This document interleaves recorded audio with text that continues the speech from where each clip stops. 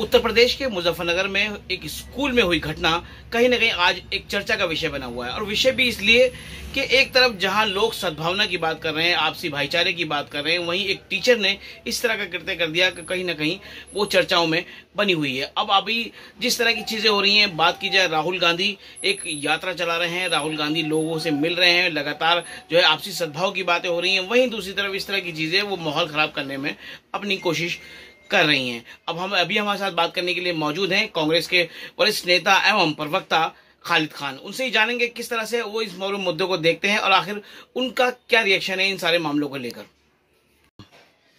बात यहाँ सिर्फ टीचर की नहीं है, बात यहाँ पूरे समाज में फैल रही नफरत की है।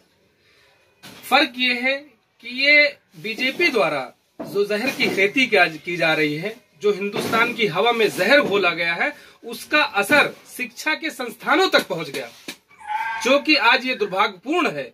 जहां पर बच्चे कोरे कागज की तरह होते हैं, एक ब्लैंक पेपर की तरह होते हैं, उनको जो भी वहां सिखाया जाता है उनके दिमाग में बस जाता है। जिस तरह से ब्लैंक पेपर पे कुछ भी लिख दिया जाए वो हमेशा के लिए परमानेंट हो जाता है, उसको मिटाना मुश्किल होता है। इसी तरीके से बेसिक शिक्षा जो दी जा रही है प्राइमरी स्कूलों में, बच्चे कोरे कागज की तरह हैं, उनके दिमाग में जो बसा दिया जाता है वो जिंदगी भर बसा रहता है, बड़ी मुश्किल से हट पाता है। अफसोस की बात यह है कि छोटे छोटे बच्चों के अंदर जिस तरह से ये नफरत का जहर घोला जा रहा है, नफरत का बीज बोया जा रहा है, इसका असर हमारे आने वाले भविष्य के लिए ठीक नहीं है, हमारे हिंदुस्तानी फ्यूचर के लिए ठीक नहीं है। इस तरह के जो लोग हैं उन पर किस तरह का एक्शन लेना चाहिए, सरकारों को, समाज को कैसे इसको आगे बढ़ाना चाहिए इन सबको रोकने के लिए? नहीं, सरकार इस पे क्या शिकंजा कसेगी? सरकार खुद इन चीजों में शामिल है, नफरत का जहर वहीं से बोया जा रहा है। हम आप कह सकते हैं कि जब दबदबा हो आंधियों, चिरागों पर दबदबा हो आंधियों का, तो अंजाम जुल्मत के सिवा कुछ भी नहीं होगा। आज हिंदुस्तान नफरत के आखिरी स्टेज पर है, इसका इलाज मोहब्बत के सिवा कुछ भी नहीं होगा। कांग्रेस इस दौर में नफरत को मोहब्बत के रास्ते पर चल करके मिटाने का प्रयास कर रही है। राहुल गांधी जी जिस तरह से आप देख रहे हैं कि भारत जोड़ो यात्रा के थ्रू जगह जगह पर लोगों से मिल करके मोहब्बत की बाजार लगा रहे हैं, मोहब्बत की दुकान खोल रहे हैं, और वहां से मोहब्बत, हर तरफ एक मोहब्बत का संदेश दिया जा रहा है। लेकिन देखते हैं हम कि इनकी नफरत की आंधियां हमारे इस मोहब्बत के चिराग को बुझा पाती हैं, या इस आंधी को पार करते हुए हम अपना मोहब्बत का चिराग हिंदुस्तान में जला पाएंगे। राहुल गांधी जी एक रास्ते पर चल पड़े हैं, नफरत का जवाब मोहब्बत से दे रहे हैं, मोहब्बत का पैगाम दे रहे हैं, और इस देश के अंदर में मोहब्बत फैलाने का काम कर रहे हैं। खालिद भाई, आप क्योंकि राष्ट्रीय मुद्दों पर लगातार नजर रखते हैं, लगातार इस तरह की चीजें करते हैं, अभी एक चंद्रयान ने जो है चांद पर कदम रखा, चंद्रयान जो है भारत ने लॉन्च किया है, उसे आप किस तरह से देखते हैं? क्या क्योंकि एक राजीव गांधी ने जो एक पहल की थी इलेक्ट्रॉनिक्स के अंदर, और कहीं ना कहीं शुरुआत तो वहां से हो चुकी थी। जी, शुरुआत वहां से भी हो चुकी थी। 80 के दशक में IT सेक्टर में बहुत ज्यादा डेवलपमेंट हुआ राजीव गांधी जी के नेतृत्व में। उसके बाद अगर आप देखेंगे तो चंद्रयान की यात्रा की शुरुआत 2014 में नहीं हुई है, 2008 के अंदर में पहला चंद्रयान 1 स्पेस पर भेजा गया था, चंद्रमा पर भेजा गया था। वो नाकाम रहा, वो अलग की बात है, लेकिन हम चंद्रमा पर 2008 में ही पहुंच चुके थे। तो उसका ये नहीं है कि आज 2014 में मोदी जी के नेतृत्व में सब कुछ हो रहा है, और अगर हो भी रहा है तो ये सरकारें इसके लिए जिम्मेदार नहीं है, इसके लिए इसरो की टीम जिम्मेदार है। हम उनको मुबारकबाद देते हैं और आगे के उनके भविष्य के लिए हम कामनाएं करते हैं, लेकिन सरकार अगर क्रेडिट लेना चाहती है तो ये शुरुआत 2008 में हो चुकी थी, चंद्रमा पर हम पहुंच चुके थे। दूसरी चीज आप अब देखेंगे कि उसमें भी तुष्टीकरण हो रहा है। जी, ठीक है ना, वो जिस लैंडिंग पॉइंट पर, जहां पर ये चंद्रयान उतारा गया, लैंडर उतारा गया, जहां पर उस लैंडिंग पॉइंट को शिव शक्ति का नाम दिया जा रहा है। बिल्कुल ठीक है।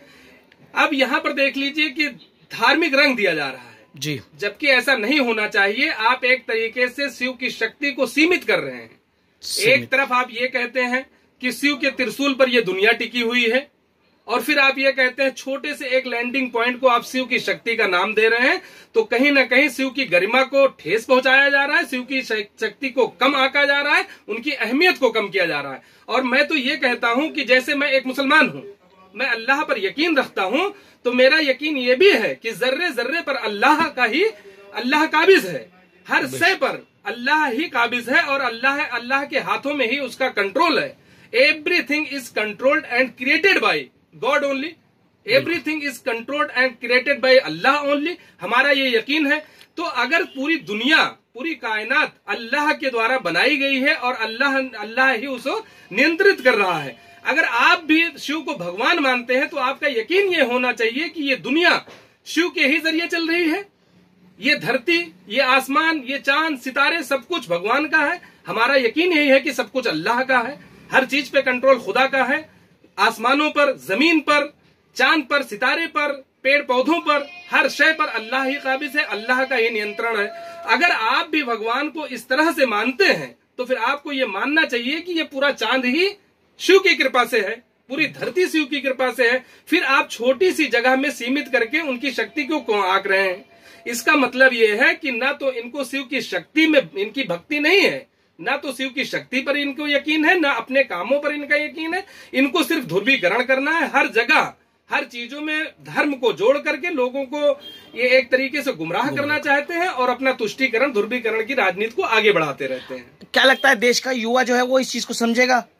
देश का युवा, आप कर्नाटक के इलेक्शन के रिजल्ट के टाइम पे आपने देखा होगा कि इन्होंने खूब वहां पर जय बजरंग बली के नारे लगाए। मोदी जी प्रधानमंत्री होकर के प्रचार मंत्री की तरह वहां पर प्रचार करते रहे, हिंदू मुसलमान की राजनीति करते रहे, तुष्टीकरण करते रहे, लेकिन वहां पर जनता ने इनको बुरी तरह से नकारा। क्या अंजाम रहा वो आपने देखा है और इस बार पूरा देश इनको नकारेगा। इनकी इस गंदी राजनीति, नफरत की राजनीति से लोग ऊब चुके हैं और इनकी हकीकत को पहचान चुके हैं। अब इनकी बातों में नहीं आने वाले हैं। जिस तरीके से ये लोगों को गुमराह करके सत्ते में आए थे, और मैं आपको इनको ये भी बता देता चाहता हूँ, मोदी जी को ये बताना चाहता हूँ स्पेशली कि ये सत्ता, ये शक्ति, ये सांप्रदायिकता दुनिया में ही रह जाएगी।